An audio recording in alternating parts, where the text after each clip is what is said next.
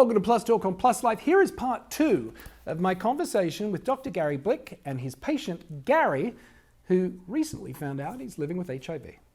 Dr. Blick, what kind of support programs are in place specifically to deal with people of Gary's age and thereabouts who receive an HIV diagnosis?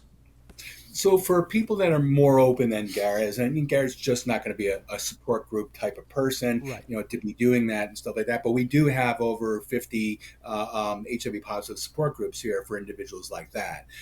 We create our own support system right here, and we have a very, very comprehensive practice there. So if you need something through social services, if you need something through counseling, we can do all that. And that's also for people who are not very open. Remember, we're an LGBTQ practice, so not many people are open about their sexuality and things like that, so they may not go into the into social media and go onto the internet and participate in things like that. So we have ways to do it publicly, like in groups. We have ways to do it on the internet, like people do. But for those that are more private, we do it internally here with our counselors, our case managers, and we work together. We have a nice relationship on helping each other through this.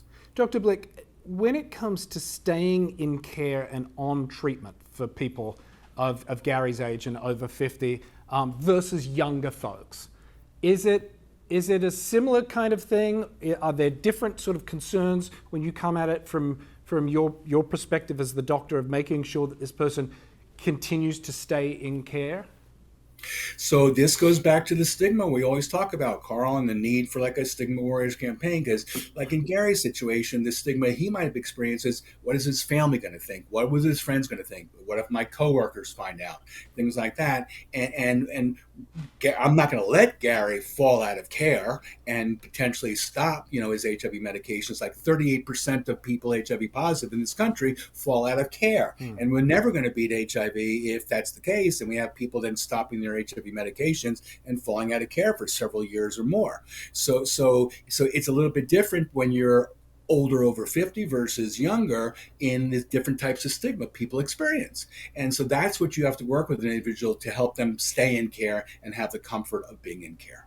So a little bit different. I think Gary's got the maturity that a 20-year-old might not have. Right. And you got to be working on the different levels like that. Gary can get educated on this and absorb it. He couldn't the very first visit. It was like almost too much. And you got to be careful as a doctor in talking about that when you're giving the news, not to overwhelm him.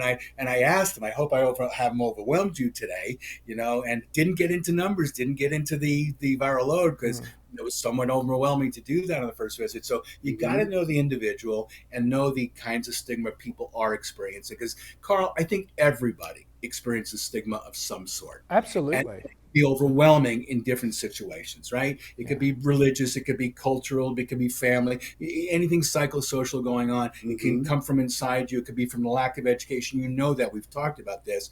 And it would be different dealing with somebody more mature, stable, a working man like Gary, than it would be dealing with somebody who may be young and may possibly doing crystal meth, which is the way they acquired it, may not have a stable job, things like that, and may not have stable housing. There will be different type of issues dealing with an older versus a younger person now.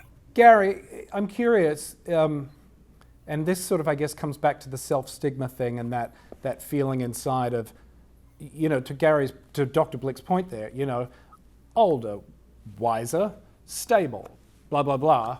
And then I know for me personally, the little voice on this shoulder goes, then how the bleep could you go and end up getting HIV positive?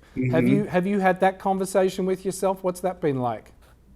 Yeah, and I had it with Gary also, because initially my husband passed away 17 months ago, and after that I was a complete mess. I did screw around, and so it was sort of like, could I have been infected that quickly, or is this something that's been in my body for years and years and years? And that's what constantly goes around in my head. Was I living all this time not knowing anything, or is it something that just happened? But then he says my viral or whatever. I still am not. By the way, I've been living with HIV for over 15 years. I still get confused with the numbers. Yeah. So that's one of the reasons we created Plus Life, is so we could have conversations and learn about this stuff and talk about it and go, the numbers go over my head. Yeah. Carry, sorry. just to Yeah. educate your population too that may be listening to us today, on average, remember there's two sides of the bell curve, but on average, it takes about 10 years to lose get you down to about 200 T cells. Now, Gary's were undetectable, less than 20 T cells at that point. So I don't remember even case reports out there of that happening in like 18 months of that. And we discussed that. So I thought maybe he could have been positive even going into his past relationship.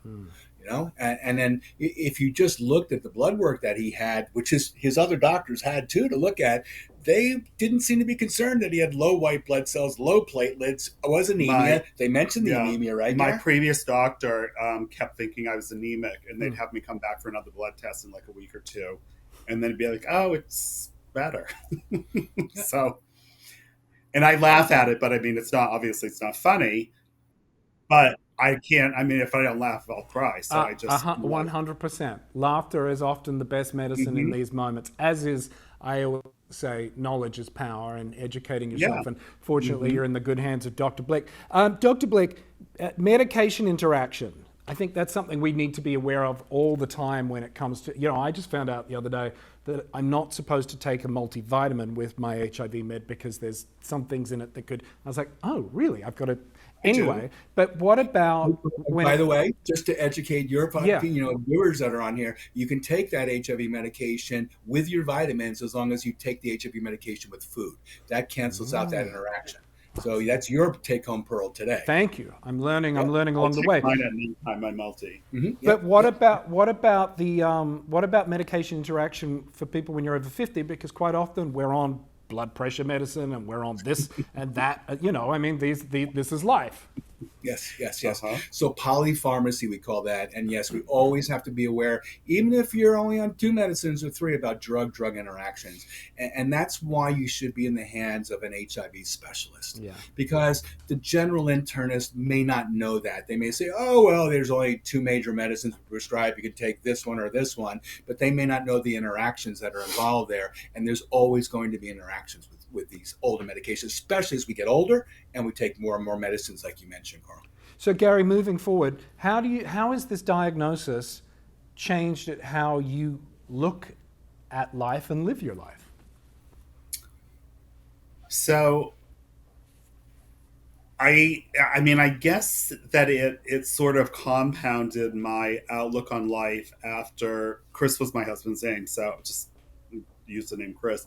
So after Chris passed away, in working through all of that and then having this, diagnosis within that same year, that I really understand now more than ever that you really have to enjoy, every day as if it's your last. I can always make more money, but I can't make more time. So I don't say no to things. Chris and I did a lot of stuff. I mean, we did live sort of that way because when you're dealing with somebody who's terminally ill, that, he was given a year to live and he had 10. So wow. That was a hell of a blessing. So I think I've carried that on, tenfold since having this diagnosis and doing things that I love to do. And like I said, not saying no when somebody asks me to do something and telling the people around me that I love them. Yeah. Because I might not be able to tell them tomorrow. They could be dead or I could be dead. So I think that's the biggest thing that's changed for me. Dr. Blick, what's the message that you hope folks who watch this take away from this conversation specifically? Okay, so number one, regarding the stigma thing, I don't care what a provider tells you. If you want an HIV test and you self-identify that you're a gay, bisexual, transgender individual, you demand the test, okay? And if the doctor says, no, you don't need that, you demand it again, or you walk out the door and you find somebody who'll get you tested. So that's number one. It's about you, not about the provider. And providers do their own kind of stigma and discrimination with people. And this happens a lot, and it's very, very prevalent. Number two, the take-home message is it doesn't matter what age you are. When you become HIV positive, you, like Gary, who had no T cells, had a very, very, very high viral load, can become healthy again. Like his eczema was under control. We didn't mention it, but Gary was losing some weight. He had diarrhea when he came into the office. The bone marrow issues we talked about, all of that has resolved. And now he's undetectable. Okay, remember, undetectable means untransmissible. So he's talking about potentially a relationship there. Maybe the person he's been chatting with knows what that means, and he may not then be freaked out about Gary being positive and stuff because he's aware of that. And Gary takes very good care of himself. But the main take-home message is it really doesn't matter where your viral load is, where your T cells are, if you get tested and get into care, and if you're not so stigmatized that you can stay in care, so staying in care, staying on your medications, you've got your whole life in front of you after that. And I saw the blossoming of Gary. Like, I saw his health come back. I saw the weight come on. I love the look now with the beard and the glasses. I love it, So you could see, like, he's got life back again, and he's got everything to look forward to. And God forbid, that could have taken him out. Gary really was at the risk of getting any kind of AIDS-related infection at that point, but thankfully he reconstituted his immune system. He's now healthy, and he doesn't need those preventatives that we started at the very beginning. Fantastic. And Gary, we at Plus Life, we're all about turning positive into a plus. So I guess, how do you hope sharing your story today can positively impact others and indeed yourself?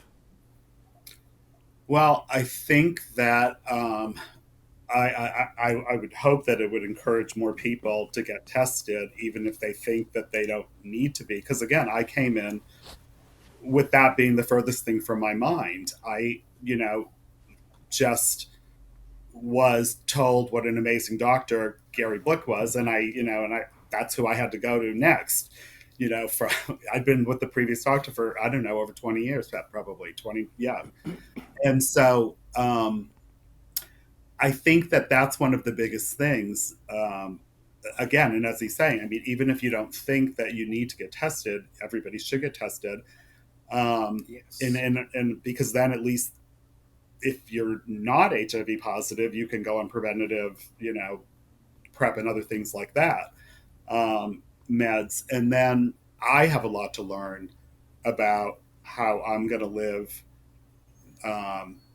the rest of my life, and what do I change, and how, I lived over, the course of the years I've lived.